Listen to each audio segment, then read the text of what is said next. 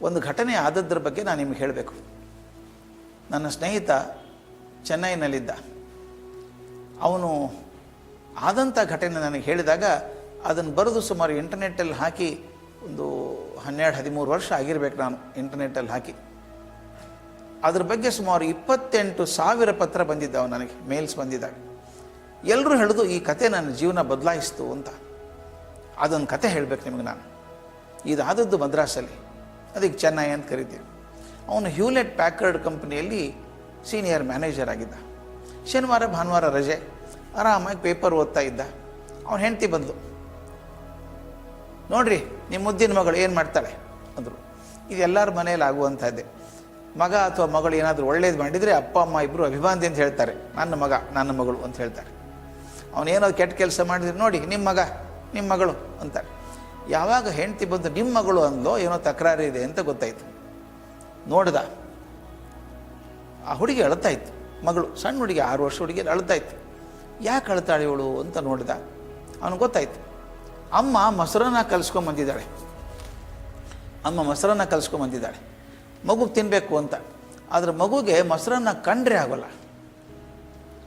ಅಮ್ಮ ಮೊಸರನ್ನ ತಿನ್ನು ಅಂತ ಆಕೆ, ಆಮೇಲೆ ಮೊಸರನ್ನ ಬೇಡ ಅಂತ ಮಗಳು. ಅದೊಂಥರ ಕುಸ್ತಿ ನಡೆದಿತ್ತು. ಆಮೇಲೆ ಅಮ್ಮ ಹೇಳಿದರು, ಮೊಸರನ್ನ ತಿಂದೆ ಹೋದರೆ ನಿನಗೆ ಹಾಗೆ ಮಾಡ್ತೀನಿ ಅಂತ. ಅಳ್ತಾಯಿತ್ತು ಮಗು. ಅಪ್ಪ ಪೇಪರ್ ಇಟ್ಟ, ಮಗುನ ಪಕ್ಕ ಕೂತ್ಕೊಂಡ್ಬಿಟ್ಟು, ಅಮ್ಮ 2 ಚಮಚ ತಿಂದ್ಬಿಡು, ತಿಂದೆ ಹೋದ್ರಿ ಮಮ್ಮ ನನ್ನ ಬೈತಾಳೆ ಅಂತ. ಮಕ್ಕಳು ಭಾಳ ಬುದ್ಧಿವಂತರೀಗ. ಮಗು ಹೇಳ್ತಪ್ಪ 2 ಚಮಚ ಅಲ್ಲ, ಪೂರ್ತಿ ಬಟ್ಲನ್ನ ತಿಂದ್ಬಿಡ್ತೀನಿ, ಅದನ್ನು ಕೇಳಿದ್ದು ಕೊಡಿಸ್ತೀಯಾ ಅಂತ ಕೇಳಿದ್ರು. ಅಪ್ಪ ಭಾರಿ ಖುಷಿಯೊಳಗಿದ್ದ. ಕೊಡಿಸ್ತೀನಿ ಮಗಳೇ, ಏನು ಬೇಕಾದ ಕೇಳಿ ಕೊಡಿಸ್ತೀನಿ ಅಂದ. ಆಕೆ ಗೊತ್ತು ಅಪ್ಪ ಬರೀ ಮಾತಾಡ್ತಾರೆ, ಕೀಲಿಕೆ ಅಮ್ಮನ ಕಡೆ ಇದೆ ಅಂತ ಗೊತ್ತು. ಅಮ್ಮ ನೀನು ಪ್ರಾಮಿಸ್ ಮಾಡಬೇಕು, ಮೊದಲು ತಿನ್ನು ಆಮೇಲೆ ಕೊಡಿಸ್ತೀನಿ ಅಂತ ಅಮ್ಮ ಅಂದರು. ಮಗು ಕಣ್ಣು ಒರೆಸ್ಕೊಂಡು ಇಡೀ ಬಟ್ಲನ್ನ ತಿಂತು. ಅಪ್ಪನಿಗೆ ಸಂಕಟಾಯಿತು. ಆಕೆ ಗೊತ್ತು ಪಾಪ ಮಗುಗೆ ಇಷ್ಟ ಇಲ್ಲ, ಮೊಸರನ್ನ ಇಷ್ಟ ಇಲ್ಲ, ಅದಕ್ಕೆ ಏನೋ ಬೇಕಾಗಿದೆ, ಅದರ ಆಸೆಗೋಸ್ಕರ ಮಗು ತಿಂದಿದೆ ಅಂತ ಗೊತ್ತಾಯಿತು. ಆತ ಹೋಗಿ ಸೋಫಾದ ಮೇಲೆ ಕೂತ್ಕೊಂಡ. ಮಗು ತಿಂದು ನೀರು ಕುಡಿದು ಕೈ ತೊಳ್ಕೊಂಡು ಬಂತು. ನಿಮ್ಮ ಕಣ್ಣು ಮುಂದೆ ಚಿತ್ರ ಬರ್ತದೆ. ಆ ಹುಡುಗಿ ಓಡಿ ಬಂದು ಅಪ್ಪನ ತೊಡೆ ಮೇಲೆ ಹಾರಿ ಕೂತ್ಕೊಳ್ತು. ಏನಾದರೂ ಬೇಕಾದ ಮಕ್ಕಳು ಭಾಳ ಚೆನ್ನಾಗಿರ್ತಾರೆ. ತನ್ನ ಪುಟ್ಟ ಕೈಗಳನ್ನು ಅಪ್ಪನ ಕುತ್ತಿಗೆ ಸುತ್ತ ಹಾಕಿ, ಅಪ್ಪ ನಾ ಕೇಳಿದ್ದು ಕೊಡಿಸ್ತೀಯಾ ಅಂದ್ಲು. ಎದೆ ಝಲ್ ಅಂದ್ಬಿಡ್ತೀವಿ ಅವನಿಗೆ. ದೊಡ್ಡ ಕೇಳಿದ್ರೆ ಏನು ಮಾಡೋದು? ಅಮ್ಮ ನಿಮ್ಮಪ್ಪ ಶ್ರೀಮಂತ ಅಲ್ಲ, ಸಣ್ಣದೇನಾದರೂ ಕೇಳು ಕೊಡಿಸ್ಬಿಡ್ತೀನಿ ಅಂದ. ಅಪ್ಪ ಇದು ಭಾಳ ಸಣ್ಣದಿದೆ, ಕಾಸ್ಟ್ಲಿ ಇಲ್ಲ ಅಂದ್ಲು. ಹಂಗಾರೆ ಕೇಳು ಮಗಳೇ ಅಂದ. ಆ ಹುಡುಗಿ ಸ್ವಲ್ಪ ತುಂಬ ಎಚ್ಚರ ಆಯಿತು. ಎಲ್ಲರೂ ಸುತ್ತ ನನ್ನೇ ನೋಡ್ತಾ ಇದ್ದಾರೆ ಅಂತ. ಅಮ್ಮ, ಅಪ್ಪ, ಅಜ್ಜಿ 3 ಜನ ಇದ್ದರು. ಏನು ಕೇಳ್ತಾಳೆ ಇವಳು ಅಂತ ಹಿಂಗೆ ನೋಡ್ತಾ ಇದ್ರು. ಆ ಹುಡುಗಿ ಹೇಳಿದ್ಲು, ಅಪ್ಪ ನಾಳೆ ಭಾನುವಾರ ಅಲ್ವಾ? ಹೌದಮ್ಮ ನಾಳೆ ಭಾನುವಾರ, ಕೇಳು ಚಿಂತೆ ಮಾಡಬೇಡ. ಆಗ ಹುಡುಗಿ ಹೇಳ್ತದೆ, ಅಪ್ಪ ನಾಳೆ ನನ್ನ ಸಲೂನಿಗೆ ಕರ್ಕೊಂಡು ಹೋಗಿ ನನ್ನ ತಲೆ ಬೋಳಿಸ್ಕೊಂಬ. ಅಮ್ಮ ಅಜ್ಜಿ ನೆಲ ಬಿಟ್ಟು 3 ಅಡಿ ಮೇಲೆ ಹರಿದ್ರು.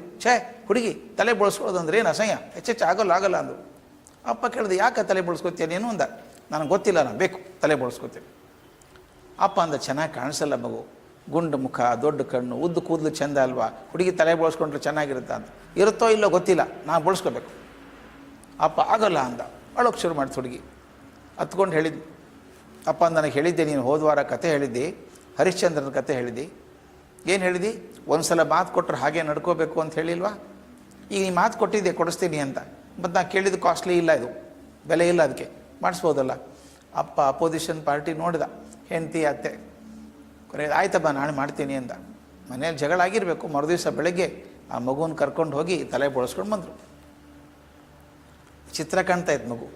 ಮುಂದಿನ ಮರುದಿನ ಸೋಮವಾರ ಮಗು ಶಾಲೆಗೆ ಹೋಗಿ ರೆಡಿ ಆಯಿತು. ಒಳ್ಳೆ ಯೂನಿಫಾರ್ಮು, ಹೆಗಲಿಗೊಂದು ಚೀಲ, ಪುಸ್ತಕದ ಚೀಲ, ವಾಟರ್ ಬಾಟ್ಲು, ಟಿಫಿನ್ ಕ್ಯಾರಿಯರು, ಬೋಳ್ತಲೆ. ಅಪ್ಪ ಕಾರಲ್ಲಿ ಕರ್ಕೊಂಡು ಹೋಗಿ ಮಗುನ ಶಾಲೆ ಹತ್ತಿರ ಬಿಟ್ಟ. ಆಕೆ ನಡ್ಕೊಂಡೋಗಿ ಗೇಟ್ ಹತ್ತಿರ ನಿಂತ್ಕೊಳ್ತು. ಒಳಗೆ ಹೋಗು ಆಕೆ ನೋಡೋಕ್ಕಾಗ್ತಾ ಇಲ್ಲ ಅವನಿಗೆ. ಒಳಗೆ ಹೋಗು ಅಂದ. ಇಲ್ಲಪ್ಪ ನನ್ನ ಫ್ರೆಂಡ್ ಬರ್ತಾನೆ, ಕಾಯ್ತೀನಿ ಅಂದು. ಅದು ಯಾವ ಫ್ರೆಂಡಪ್ಪ ಅವನು, ನೋಡೇ ಬಿಡ್ತೀನಿ. ತಾನೂ ಕೂತ್ಕೊಂಡ ಕಾರಲ್ಲಿ. 1 ನಿಮಿಷಕ್ಕೆ ಇನ್ನೊಂದು ಕಾರ್ ಬಂತು ಇದ್ರ ಹಿಂದೆ.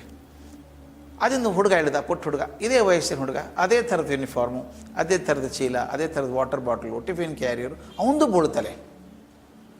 ಆ ಹುಡುಗ ನಡ್ಕೊಂಡೋಗಿ ಹುಡುಗಿ ಹತ್ರ ಮಾತಾಡ್ತಾ ಇದ್ದ. ಇವನಂದ, ಶಾಲೆ ಯೂನಿಫಾರ್ಮ ಚೇಂಜ್ ಆಯಿತೋ ಏನೋ, ಯಾಕೆ ಇದು ಇಬ್ಬರು ತಲೆ ಬೋಳಿಸ್ಕೊಂಡಿದ್ದಾರೆ ಇವರು ನೋಡ್ತಾ ಇದ್ದ. ಆಗ ಹಿಂದಿನ ಕಾರಲ್ಲಿ ಒಬ್ಬರು ಮಹಿಳೆ ಕಾರ್ ಓಡಿಸ್ಕೊಂಬಂದ್ರಲ್ಲ, ಆಕೆ ಹೊರಗೆ ಬಂದರು.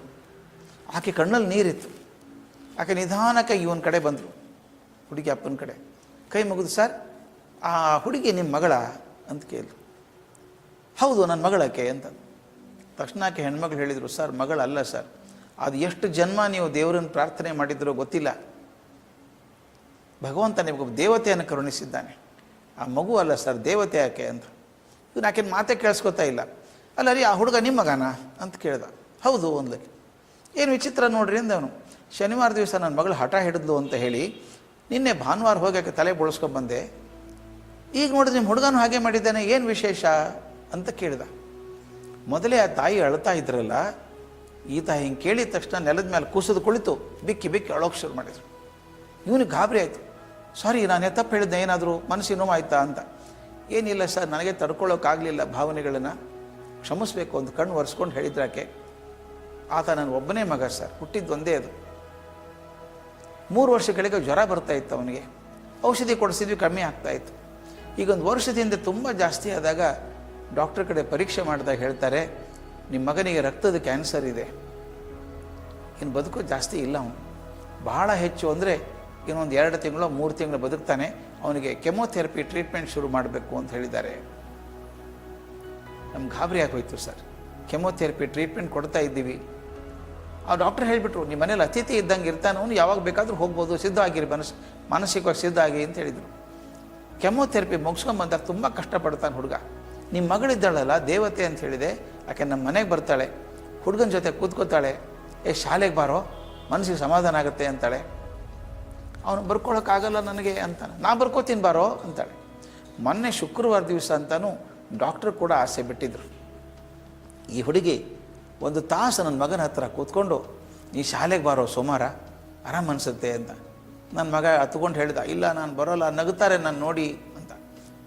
ನಿಮ್ಮ ಮಗಳು ಏನು ಮಾಡಿದ್ಲು ಗೊತ್ತಾ, ತನ್ನ ಪುಟ್ಟ ಕೈಯನ್ನು ನನ್ನ ಮಗನ ಕೈ ಮೇಲೆ ಹಾಕಿ, ನಾ ಪ್ರಮಾಣ ಮಾಡಿ ಹೇಳ್ತೀನಿ ಬಾರೋ, ನೀನು ನೋಡಿ ಯಾರೂ ನಗಲ್ಲ, ನನ್ನ ನೋಡಿ ನಕ್ಕರೂ ಅಡ್ಡಿ ಇಲ್ಲ, ನೀನು ನೋಡಿ ನಗಲಾದಾಗ ಮಾಡ್ತೀನಿ ಬಾ ಅಂದು. ಆಕೆ ಮಾತು ನಂಬಿಕೊಂಡು ನನ್ನ ಮಗ ಮೊದಲ ಬಾರಿಗೆ ಶಾಲೆಗೆ ಬಂದಿದ್ದಾನೆ. ನನ್ನ ಕಾರಲ್ಲಿ ಬರಬೇಕಾದ್ರೆ ಗೇಟ್ ಹತ್ರ ನಿಮ್ಮ ಮಗಳನ್ನು ನೋಡಿದೆ. ಆಕೆ ಬೋಳು ತಲೆ ನೋಡಿದ ತಕ್ಷಣ ನನಗೆ ಅರ್ಥ ಆಯಿತು, ಇದು ನನ್ನ ಮಗನಿಗೋಸ್ಕರ ನಿಮ್ಮ ಮಗಳು ಮಾಡಿದಂಥ ತ್ಯಾಗ ಅಂತ ಗೊತ್ತಾಯಿತು. ಅಪ್ಪನಿಗೆ ಗಾಬರಿ ಆಗೋಯ್ತು. ಮುಖವನ್ನು ಕೈಯಲ್ಲಿ ಹಿಡಿದು ಬಿಕ್ಕಿ ಬಿಕ್ಕಿ, ಅತ್ತ ಅಮ್ಮ, ಈ ಜನ್ಮದಲ್ಲೇನೋ ನನ್ನ ಮಗಳಾಗಿ ಹುಟ್ಟುಬಿಟ್ಟಿದ್ದೀಯಮ್ಮ, ನೀನು ಮುಂದಿನ ಜನ್ಮದಲ್ಲಿ ಮಗಳಾಗಿ ಹುಟ್ಟಬೇಡ, ತಾಯಿಯಾಗಿ ಹುಟ್ಟಿ ಮತ್ತೊಬ್ಬರನ್ನ ಅಕಾರಣವಾಗಿ ಪ್ರೀತಿ ಮಾಡೋದು ಹೇಗೆ ಅಂತ ಕಲಿಸ್ಕೊಡು ಅಂತ ಕೇಳಿದ್ದಂತೆ. ನಾವೆಲ್ಲರೂ ಹಾಗೆ ಇದ್ವಿ ಸ್ವಾಮಿ, ಸಣ್ಣವರಿದ್ದಾಗ ಎಲ್ಲ ಹಂಚ್ಕೊಂಡು ಬದುಕ್ತಾ ಇದ್ವಿ.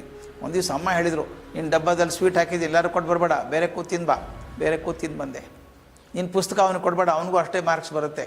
ನಿನ್ನ ಆಸ್ತಿ ತಮ್ಮನಿಗೆ ಹೇಳಬೇಡ, ಬೇಡ ಬೇಡ ಬೇಡ ಬೇಡ ಅಂದು ಸಣ್ಣ ದ್ವೀಪ ಆದಂಗೆ ಆಗ್ಬಿಟ್ಟಿದ್ದೀನಿ ನಾನು.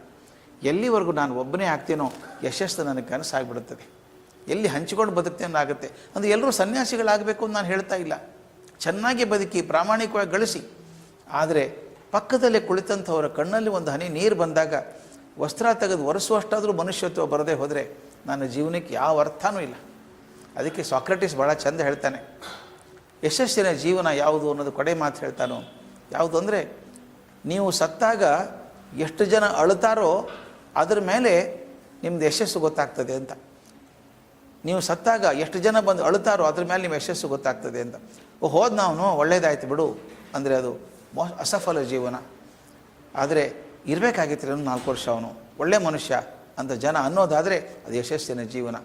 ಸೊ ಯಶಸ್ಸು ಅನ್ನೋದು ನನ್ನ ಪರಿಶ್ರಮದಿಂದ, ನನ್ನ ಜೀವನೋತ್ಸಾಹದಿಂದ, ನನ್ನ ಸಾಮಾಜಿಕ ಕಳಕಳಿಯಿಂದ ಬರಬೇಕಾದದ್ದು. ಇವತ್ತು ಯಾರ್ಯಾರು ದೊಡ್ಡವರು ಅಂತ ನಾನು ಗಮನಿಸ್ತೀನೋ ಅವರಲ್ಲಿ 3 ಕೂಡ ಆ ಮುಪ್ಪುರಿಗೊಂಡು ಕೂಡಿದ್ದರಿಂದ ಅವರ ಯಶಸ್ವಿ ಜೀವನ ಆಯಿತು.